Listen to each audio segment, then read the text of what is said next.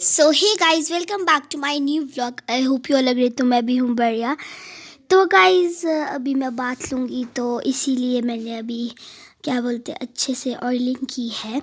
तो मैंने ऑयलिंग इसलिए की है पहले, क्योंकि बाद में भी मैं करती हूँ, पर थोड़ी अभी भी कर लिया मैंने ऑयलिंग। तो मम्मा ने लगाया था मुझे ऑयल काफ़ी अच्छे से। तो गाइस आज हम कुछ स्पेशल चीज़ दिखाएंगे आपको, तो वो आप आगे देखना कि वो स्पेशल चीज़ क्या है, और वो काफ़ी टेस्टी होती है खाने में। सबको जय माता की। तो कैसे हैं आप सब। तो ये देखो प्रिशिका काट रही है कद्दू। तो ये लेके आए थे इसके पापा, तो ये काट रहे थे, लेकिन प्रिशिका ने जिद कर ली कि नहीं ये मुझे ही काटना है। तो अब हमने इसी को दे दिया है कि तू ही काट इसको, तेरी कोई भी हेल्प नहीं करेंगे। तो हमने कद्दू काटने का टास्क दे दिया है प्रिशिका को। तो थोड़ी सी हेल्प कर रही है इसके पापा, और साथ में कर रहे हैं क्लैपिंग इसके लिए कि तू काट इसको। और ये कद्दू लगा था हमारे बगीचे में। तो जब ये कद्दू का सीज़न होता है, उस टाइम सीज़न टाइम होता है, लेबर वाले बहुत होते हैं, सेब तुड़ान का टाइम होता है, तो उस टाइम जितने भी लगते हैं छोटे छोटे, तो वो लेबर वाले ले जाते हैं। कई तो मांग के ले जाते हैं, कई खुद उठा कर ले जाते हैं। तो ये बचा था एक, तो ये हमने रखा था बाहर। तो ये देखो प्रिशिका कर रही है इसको काटने का काम।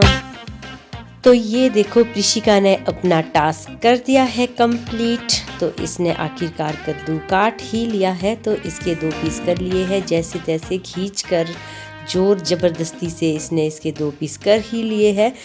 तो नेक्स्ट काम है इसके पापा का। तो ये देखो अब ये भी लग गए हैं अपने काम में। तो उसके बाद है मेरा काम, जो हमने पहले ही डिसाइड कर दिया था कि प्रिशिका ने बोला कि मैं काटूंगी और इसके पापा इसके पीस बनाएंगे, और बॉईल करने के लिए इसको मैं रखूंगी। तो ये देखो इस तरह का है ये काफ़ी सड़ भी गया है। तो प्रिशिका बहुत खुश हो रही है। तो इसको ये लग रहा है कि मैंने बहुत बड़ा काम कर लिया है इसको काटने का। तो पहले जब ये काट रहे थे तो ये ज़बरदस्ती बोलने लगी मैं काटूंगी।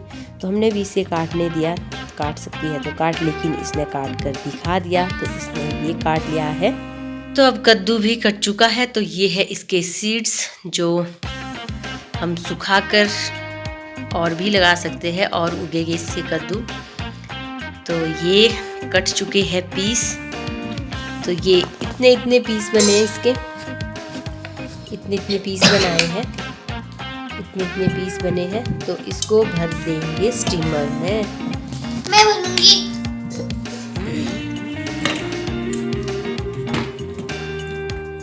तो ये अब स्टीमर में पैक हो रहे हैं। तो पहले के ज़माने में तो ये कद्दू बहुत ज़्यादा बहुत होते थे, लेकिन अब तो हमारे खेत में तो एक ही लगा था ये कद्दू, तो ये भी ऐसे ही सड़ गया था। तो हमने इसकी ओर ध्यान ही नहीं दिया। तो हमें लगा था कि हम इसे शिमला ले जाएंगे, तो वहाँ पर सब लोग खाएंगे, क्योंकि वहाँ पर सब है। तो लेकिन इसके हाल दिन प्रतिदिन बिगड़ते जा रहे थे। तो इसलिए हमने सोचा कि हम इसको बॉईल कर लेते हैं, क्योंकि ये काफ़ी ज़्यादा सड़ गया है। तो ये है इसके सीड्स। तो ये है, ये देखो ये बहुत ही सड़ा हुआ है, ये इस तरह से है। तो ये सारा ही है जो ये है, तो सड़ा हुआ, इससे एक ही पीस निकलेगा। तो वैसे इतने ही कद्दू हैं। तो अब इसको करेंगे हम बॉयल करेंगे हम इसको बुखारी पे। तो ये मैंने स्टीमर लगा दिया है चूल्हे पे। तो चूल्हा भी हल्का सा बुझ गया है, तो मैं जला देती हूँ अच्छी तरह से आग, ताकि ये पक जाए। तो वैसे तो अभी हमने लंच किया है, तो ये पकता रहेगा 4 बजे तक, तो ये पक ही जाएगा। आज ठंड बहुत ज़्यादा है, इसलिए चूल्हा हमने दिन को भी जलाया है। बाहर कभी बारिश हो रही है, कभी बर्फ़ गिर रही है, तो इसलिए हमने सोचा कि हम कद्दू को बॉईल कर लेते हैं। तो अब इसको मैं जला देती हूँ चूल्हे को अच्छे से। जब कद्दू पक कर रेडी हो जाएगा तो मैं आप लोगों को दिखाऊंगी कि कैसा है। तो ये देखो आग भी बहुत अच्छी जल रही है। तो ये जला रहे हैं हम सेब की लकड़ियाँ। तो ये लग गया है हमारा स्टीमर। तो अभी बॉईल होने में तो बहुत टाइम लगेगा, क्योंकि ये पकाने में थोड़े मुश्किल होते हैं। तो ये धीरे धीरे पकते रहेंगे। तो अब हमारा कद्दू भी पक गया है। तो इसका पकने का पता मुझे कैसे लगा, तो ये देखो ये छुरी का निशान है इसमें। तो मैंने इसमें छुरी डाली यूँ करके ऐसे को, तो ये एकदम स्मूथली जा रही है। तो ये देखो, इसका मतलब ये है कि ये पक गया है। तो मैंने अभी ये निकाल कर रख दिया है ठंडा होने के लिए, क्योंकि ये गरम गरम टेस्टी नहीं होता है। तो जब ये ठंडा होगा तो इसको हम फिर खाएंगे। तो अभी मैंने इसको ठंडा करने के लिए रख दिया है।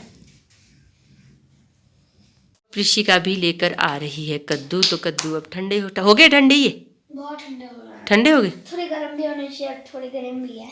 हम्म। तो ये तो ऐसे ही पकड़े जा रहा है, बहुत ठंडे है। अच्छा, तो कैसे? ऊपर ऊपर का निकालना पड़ता है इससे। साइड में रख दे। मैं फर्स्ट टाइम खा रही हूँ। ये नहीं खा सकते? नहीं, इसको नहीं खाते। तो बता कैसा है, मीठा है या फिक्का है? एक दिन हमने रेखा चाची के घर में भी खाया ना, और पापा ने ना रेखा चाची के घर में कद्दू। तो शिमला में थी उस दिन। बहुत ही मीठा है। कैसा है? टॉफी से भी मीठा है। टॉफी से भी मीठा है? हाँ। तो इसकी हम टॉफियाँ बनाएंगे अब, कैंडीज। ठीक है, फिर फ्रीजर में रखेंगे। बहुत अच्छा है, बहुत टेस्टी है। बहुत अच्छा है। ये तो अभी हमने काटा, जैसे कई लोग सूखने को भी रखते हैं ना कि चलो सूखता और बन जाए। हमने तो अभी काटा, बॉईल किया, उसका सीधा हो गया है। तो कैसा? काफी टेस्टी है। मम्मा आप टेस्ट करो। तो अब आप बताओ कैसे लग रहा है कद्दू? पहले मैं ये निकालती हूँ ऊपर का। निकाल दो, चलो। इन्हें इसमें चिपक जाते हैं। एक दिन ना हम रेखा चाची के घर गए थे, उन्होंने भी बनाया था कद्दू।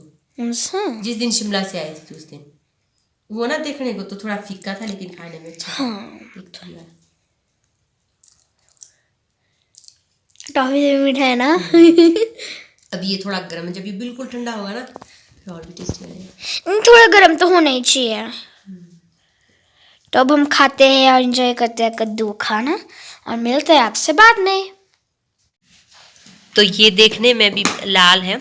तो इसकी खास बात ये है कि जब हमारे व्रत भी होते हैं तो इसको व्रत में भी खाया जाता है। तो ये एक फलाहार के तौर पर खाए जाते हैं, जैसे आलू खाए जाते हैं, अरबी खाई जाती है। तो ये कद्दू भी वैसे ही खाया जाता है, बॉईल करके। कम कम निकालना। तो अब खाते हैं हम। कई लोग तो पहले जैसे शिवरात्रि होती तो शिवरात्रि में स्पेशली बनाते थे, व्रत होते थे तो ये कद्दू खाते थे फलाहार के तौर पर। तो फलाहार के तौर पर कद्दू खाए जाते थे। हमको बहुत टेस्टी लगे। तो अब तो ये ऐसे भी नहीं मिलते खाने को, व्रत में तो दूर की बात है। तो फ्रेंड्स, ये था आज का व्लॉग। तो आज हमने कद्दू बॉईल किया, क्योंकि बाहर मौसम बहुत ठंडा था, तो ठंड में ऐसी चीज़ें बनानी सही रहती है। तो आज के व्लॉग को करती हूँ मैं यहीं पे एंड। अगर आपको मेरा ये व्लॉग पसंद आया हो तो लाइक करना, शेयर करना, चैनल पर नए हो तो चैनल को सब्सक्राइब करना। टेक केयर, मिलते हैं नेक्स्ट व्लॉग में।